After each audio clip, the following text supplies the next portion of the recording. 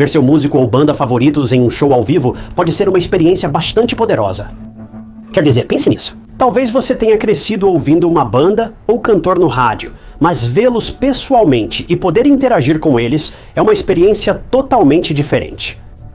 Tenho certeza de que Morgan Harrington, de 20 anos, sentia o mesmo. Ela aguardava ansiosa o show do Metallica, sua banda favorita, no dia 17 de outubro de 2009, na Arena John Paul Jones, na Universidade da Virgínia, em Charlottesville. Mas naquele dia fatídico, além de perder o show, Morgan também desapareceu.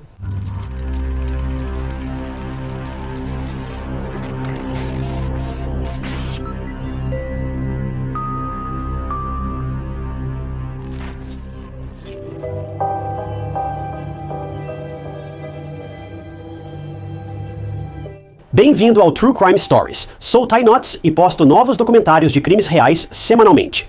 Se você gosta do que vê, inscreva-se. É gratuito e te mantém atualizado com meus novos vídeos. Morgan Harrington nasceu em 24 de julho de 1989, em Charlottesville, Virgínia, filha de Dan e Gil Harrington. Ela tinha um irmão chamado Alex e era, em todos os aspectos, uma jovem comum na época em que este caso ocorreu. Morgan também era considerada pela família como um pouco caseira. Ela preferia ficar em casa se pudesse, e, embora tivesse seu grupo íntimo de amigos, não era do tipo que saía todas as noites.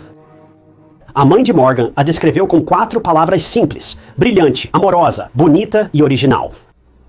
Morgan era defensora dos direitos das crianças e desejava fazer algo que mudasse o mundo para melhor.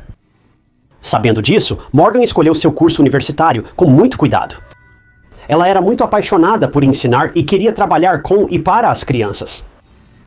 Após concluir o ensino médio antecipadamente, Morgan ingressou na Universidade Virginia Tech em Blacksburg, Virgínia. Mas mesmo estando na universidade, ela mantinha contato constante com seus pais, visitando-os sempre que tinha tempo livre. Enfim, Morgan estava próxima de realizar seus sonhos e ansiosa pelo que a vida lhe reservava. A Virginia Tech era perfeita para Morgan, pois ela poderia trabalhar por uma causa nobre, educando os jovens. Quando não estava ocupada com os estudos, Morgan amava música e shows ao vivo, sendo Metallica sua banda favorita. Se você visse o quarto da Morgan, as paredes estavam cobertas com pôsteres do Metallica. Agora, serei honesto, como um observador externo, Morgan é a última pessoa que eu esperaria ser fã do Metallica. Mas ei, bom para ela. Quero dizer, eles são uma ótima banda. A família e os amigos de Morgan, no entanto, a definiram como a melhor abraçadora do mundo. Algumas pessoas não são muito afetuosas, mas Morgan certamente era. Ela não era do tipo que dava um aperto de mão casual ou um aceno, ela queria mais. Morgan também era muito próxima de seus pais e irmão, e se há uma coisa que a família de Morgan não se arrepende sobre sua partida, é o fato de que nunca deram nenhum momento como garantido. Morgan e sua família sempre estavam lá um pelo outro. Eles sempre faziam questão de dizer "eu te amo" antes de ir a qualquer lugar. O tempo era precioso para eles. Faziam cada segundo contar com a Morgan. A família tinha um código especial para dizer "eu te amo". Morgan e sua mãe faziam o sinal de 241 uma para a outra quando saíam da garagem todos os dias. O que significa "eu te amo demais para sempre e mais uma vez". São as pequenas coisas como essa que tendem a ficar com você para sempre. E neste caso, esses pequenos gestos certamente ficaram com Gil, porque 241 foi a última coisa que Morgan sinalizou para sua mãe antes de desaparecer, nunca mais sendo vista novamente. –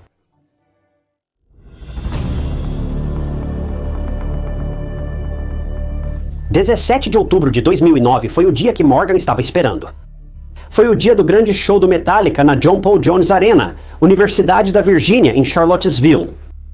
Agora, Metallica era para Morgan, como Taylor Swift é para os Swifties, e ela estava pulando de emoção, tentando se conter.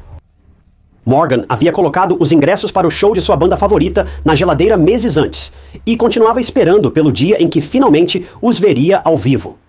Era um lembrete sempre que ela passava pela cozinha, e ver esses ingressos colocava um sorriso no rosto de Morgan toda vez que ela passava por lá. O dia do show finalmente chegou. Morgan e 3 amigas próximas foram à arena aguardar o início do show. Durante a performance do ato de abertura, Morgan foi em busca de um banheiro e essa busca eventualmente a levou para fora da arena. Agora, Isso foi estranho porque a arena tinha 18 banheiros femininos para os participantes, então não está claro por que Morgan deixou a arena. É possível que ela tenha passado pelos banheiros sem vê-los e saído do local acidentalmente, mas, na verdade, não sabemos. Morgan voltou para a arena, mas não a deixaram entrar. Havia uma política rigorosa de não reentrada em vigor, e mesmo com o ingresso, ela não conseguiu persuadir a segurança a deixá-la entrar novamente.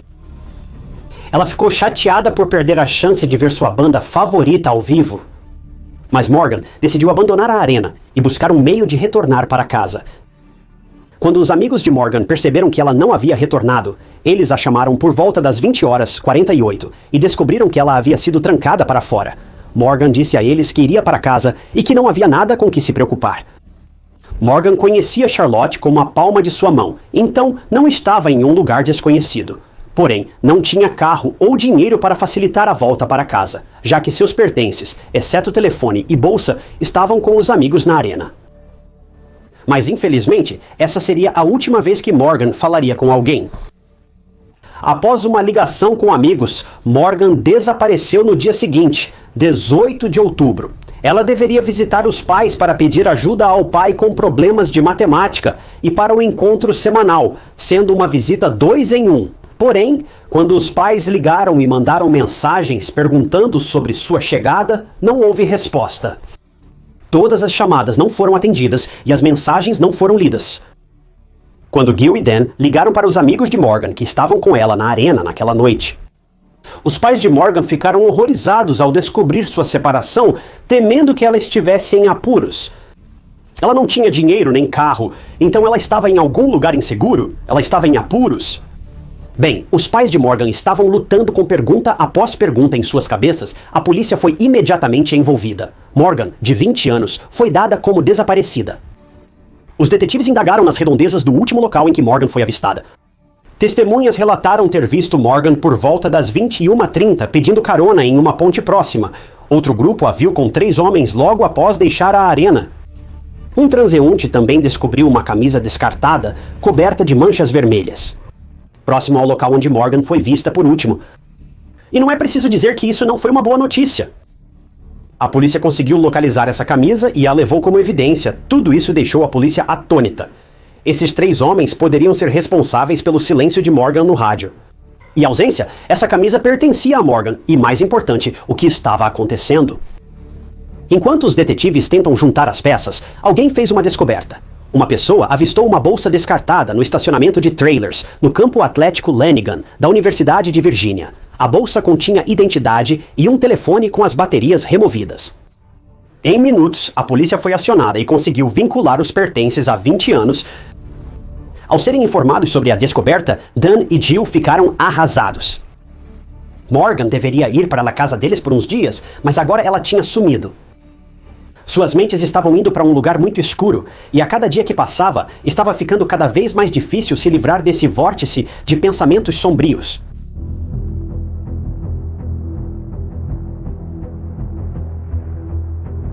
Por mais que eu queira dizer que a investigação acelerou após a descoberta da bolsa de Morgan, tragicamente não foi o caso. Simplesmente não havia pistas. Apesar dos esforços dos detetives, o tempo passava sem encontrarem Morgan. Assim, 3 meses se passaram e ainda não havia nenhum sinal de Morgan, e todos estavam perdendo a esperança de encontrar Morgan ileso e vivo. Esse pensamento logo se tornou uma realidade assustadora quando, em 26 de janeiro de 2010, um fazendeiro fez uma descoberta angustiante. Restos humanos foram encontrados nas 742 acres a cerca de 16 quilômetros da arena John Paul Jones. Ao ser acionada, a polícia levou os restos para identificação por DNA. Meses depois, os restos mortais encontrados, apesar das péssimas condições, foram infelizmente identificados como sendo de Morgan Harrington, de 20 anos. Os detetives não divulgaram oficialmente os detalhes da morte de Morgan, mas sua mãe, Jill, conseguiu confirmar que o ataque a ela foi brutal e, infelizmente, ela foi abusada, o que é terrível pensar sobre como uma noite animada deu tão errado tão rapidamente. Em abril de 2010, testes forenses foram realizados na camisa manchada de vermelho, que foi encontrada em 2009, onde Morgan foi vista pela última vez. Infelizmente, a camisa pertencia a Morgan. Pela aparência dela, nota-se que o ataque a Morgan foi extremamente cruel e perturbador. Os investigadores estavam perdidos. Eles tinham certeza que o assassino de Morgan conhecia bem a área. A terra onde o corpo de Morgan foi encontrado ficava em um local remoto, raramente visitado. Mas um estranho não teria como saber disso. Tinha que ser alguém de Charlottesville, porque eles sabiam que este lugar era perfeito para despejar um corpo sem ser visto. Felizmente, a polícia tinha uma pista na forma de DNA. A evidência de DNA foi capaz de ligar o crime de Morgan a outro sequestro e agressão violenta em Fairfax. Este caso ocorreu em 2005. RG, pseudônimo de uma mulher que desejava anonimato, foi atacada e violentamente abusada em 24 de setembro de 2005 por volta das 20h30, quando voltava para casa após ir à mercearia. O ataque foi tão violento que RG desmaiou. O homem estava literalmente à beira de acabar com a vida de RG. Por sorte, o agressor fugiu ao ver faróis ao longe. O homem do carro levou RG ao hospital para um teste de DNA, mas não correspondeu a nenhum criminoso registrado na base de dados. RG ficou traumatizada após esse calvário, tendo que voltar para sua cidade natal para se recuperar mental, emocional e fisicamente, se é que é possível se recuperar completamente de algo assim. Então, os investigadores tinham certeza de que o perpetrador era o mesmo homem. Com o DNA, um esboço composto foi feito. Durante a investigação e a busca pelo assassino, eles recorreram ao público por informações sobre este homem misterioso e violento. Crime Stoppers anunciou uma recompensa de 100 mil por informações sobre o assassino e seu paradeiro. A banda Metallica aumentou a recompensa para 150 mil e fez um apelo público por vídeo. Os detetives e a comunidade local faziam de tudo para tentar encontrar o perpetrador do ataque a RG e do brutal assassinato de Morgan. Mas infelizmente, foi aqui que as coisas passaram de mal a pior. Após 5 longos anos, o assassino ainda não havia sido encontrado, mas, pior ainda, ele estava prestes a atacar novamente.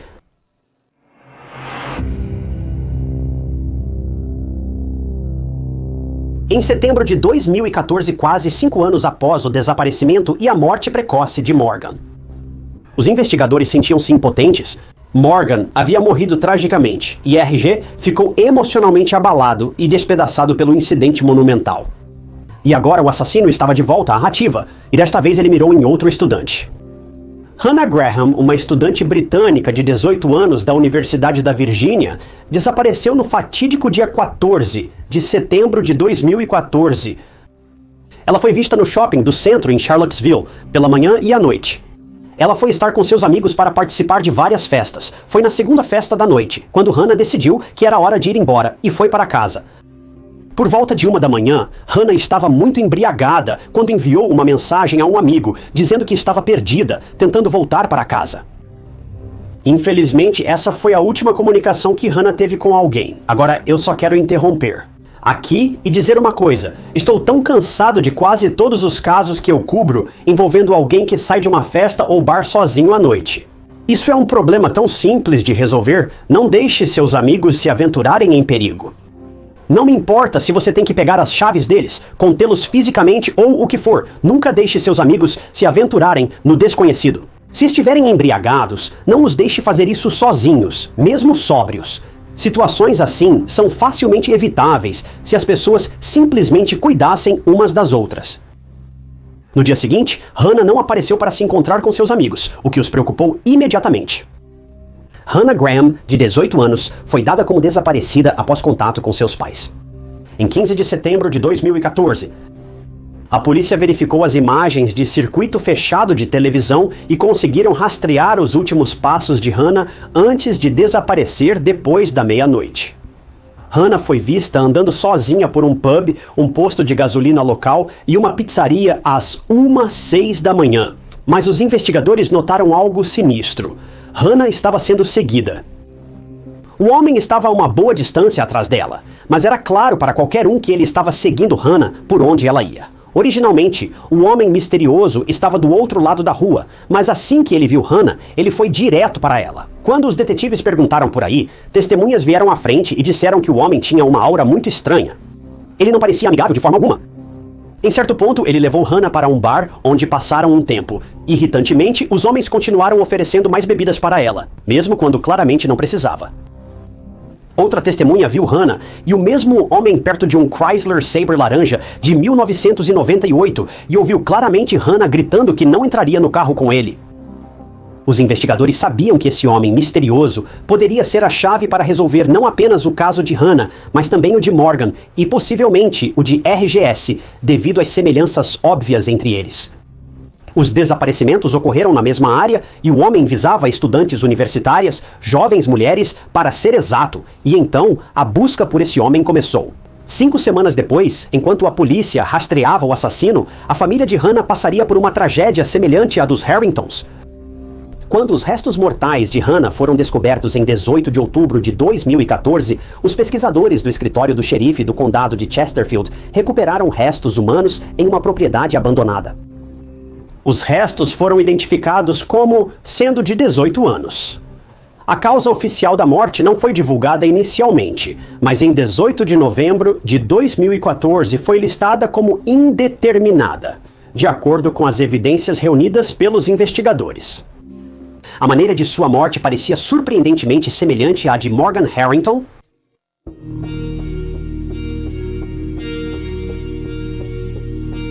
Por mais trágica que tenha sido a morte de Hannah, ela aproximou os investigadores do homem por trás dessa vasta onda de terror. Eventualmente, a polícia conseguiu identificar o homem nas imagens de circuito fechado de televisão que foi visto seguindo Hannah. Este era Jesse Leroy Matthew Jr., de 32 anos. Ele trabalhava como assistente de enfermagem e taxista em Charlottesville, Virgínia. Jesse teve uma criação muito difícil. Jesse sofreu abusos na infância, o que é terrível. Em vez de se curar desse trauma, ele acumulou cicatrizes emocionais, as enterrou profundamente e, com o tempo, se tornou violento, sombrio e ressentido com as mulheres. Com o passar dos anos, ele estudou primeiro na Universidade Cristã Evangélica Liberty, em Lynchburg, e depois na Universidade Christopher Newport, em Newport News. Ele era suspeito de ataques violentos contra mulheres em ambas as universidades, o que o levou a deixar a equipe de futebol da CNU em setembro de 2003. Em 2007, Jesse obteve permissão do Departamento de Veículos Motorizados e trabalhou como taxista na região de Charlottesville. Após Jesse deixar a faculdade e obter a permissão de condução, suspeita-se que ele atacou RG violentamente.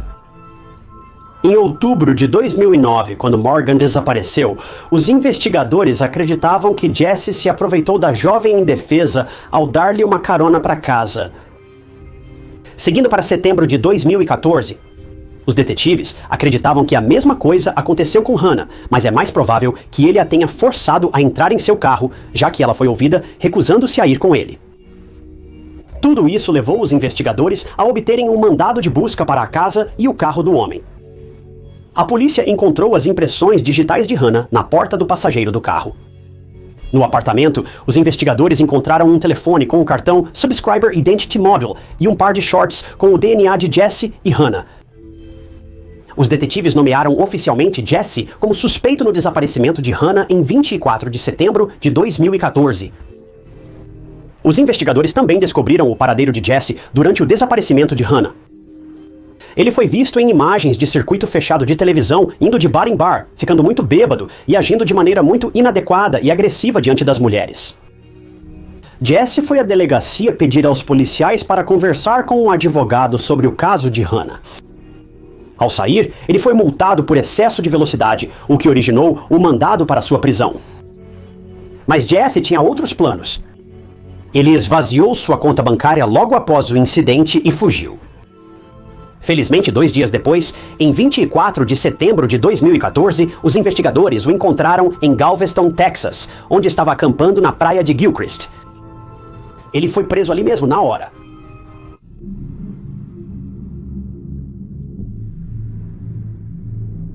Finalmente, todas as peças começaram a se encaixar. O DNA dos restos de Morgan combinava com o encontrado nas roupas de Hannah, recuperadas do apartamento de Jesse. As correspondências incriminaram Jesse pelos 3 crimes. Jesse finalmente iria enfrentar as consequências de suas ações sombrias e mortais, e em 15 de setembro de 2015, Jesse foi formalmente acusado de homicídio em 1º grau e sequestro no assassinato de Morgan Harrington. O julgamento foi marcado para 24 de outubro de 2017, Mas antes disso, em 2 de março de 2016, Jesse se declarou culpado de todas as acusações, incluindo assassinato de Hannah e agressão e tentativa de assassinato em RG em 2005. A confissão de Jesse fazia parte de um acordo. Se Jesse se declarasse culpado de todas as acusações e renunciasse ao direito de recorrer, a pena de morte seria descartada.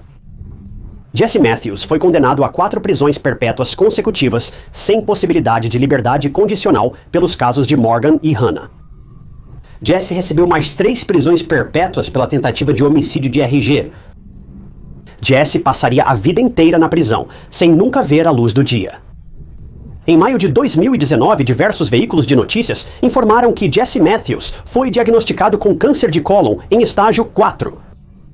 Após notificar as famílias das vítimas, Jesse foi transferido da prisão estadual de Red Onion para a prisão estadual de Sussex para tratamento. Ele ainda está vivo até o momento, e mesmo que ninguém jamais deva desejar algo assim para alguém, eu acho que para um homem demente como Jesse, que acha que tem o direito de aterrorizar mulheres, talvez possa ser feita uma exceção. Quer dizer, eu simplesmente não sinto pena desse cara. Jill, mãe de Morgan, foi mais compassiva ao descobrir sobre o diagnóstico de Jesse. Ela prosseguiu dizendo que seja o que for justiça, talvez seja a próxima etapa da justiça dele. Isso talvez seja o karma dele. É simplesmente tão aterrorizante pensar que Jesse Matthews teve uma história de 1 década de abuso e ataques violentos contra mulheres. E lembre-se, estes são apenas os ataques que conhecemos. Existem vários casos de pessoas desaparecidas e casos não resolvidos que ocorreram na Virgínia que também podem muito bem estar ligados a Jesse, mas porque não há evidências de DNA ou prova inegável, infelizmente nunca saberemos. Não sei o que é mais assustador, saber quantas pessoas Jesse visou ou saber que deve haver tantas vítimas desse monstro vil por aí que não receberam justiça. Após as tragédias que atingiram as famílias Harrington e Graham, seus entes queridos se aproximaram ainda mais, e eles estavam lá um para o outro, enquanto a busca por Jesse estava em andamento. É reconfortante saber que existem pessoas ao seu lado que passaram pela mesma dor, mas estão lá, tentando te ajudar a superá-la. Morgan e Hannah estavam indefesas quando um monstro com uma vingança inexplicável contra as mulheres colocou os olhos nelas. Infelizmente, 2 mulheres inocentes foram levadas diretamente para as mãos da morte. Apesar da tristeza da morte de Hannah, isso levou à queda e prisão de Jesse. Devido a este terrível evento, Jill e Dan Harrington formaram uma organização chamada Ajude a Salvar a Próxima Garota. É uma organização sem fins lucrativos criada para honrar Morgan e sua memória, apoiar quem deseja se proteger contra o mal, promover relacionamentos saudáveis e dar suporte às famílias de vítimas de tragédias similares. A Bolsa de Estudos Memorial Morgan Dan Harrington, na Virginia Tech, foi criada para premiar estudantes por suas boas notas e interesses acadêmicos. Ademais, o legado de Morgan de auxiliar crianças carentes e conscientizar sobre questões infantis ganhou vida com a Orphan Medical Network International, que oferece atendimento médico a crianças e outras pessoas necessitadas na África. A Bolsa de Estudos Memorial Hannah e Graham foi criada em 2021 como legado de Hannah, para mostrar a dedicação e participação de Hannah em ligas de softball no norte da Virgínia. Esperamos que as famílias de Morgan e Hannah tenham encontrado uma forma de seguir em frente após suas perdas inexplicáveis. Porque enquanto a dor de Morgan, RG e Hannah pode ter acabado, são suas famílias que ficam para viver com essa dor pelo resto de suas vidas. Me enoja que este homem, mesmo encarcerado, consiga continuar com sua vida. Mas para essas famílias não é tão simples assim.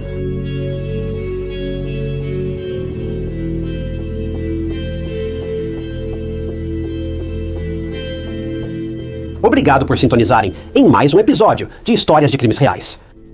Eu queria agradecer especialmente a alguns membros do canal, incluindo Abby Lopes e Carol2112. Ao se tornar membro do canal, você terá acesso antecipado a novos vídeos, às vezes dias ou semanas antes do público. É uma ótima maneira de apoiar o canal e ajudar. Agradeço muito a todos que decidiram fazer isso. Para se juntar, clique no botão de adesão abaixo do vídeo ou no link na descrição. Não se esqueça, as camisetas de histórias de crimes reais já estão à venda. Você pode pegar uma delas no link na descrição. Se gostou deste vídeo, confira outro caso interessante que cobri e inscreva-se, é gratuito e mantém você atualizado com meus futuros vídeos. Meu nome é Ty Notts e te vejo no próximo.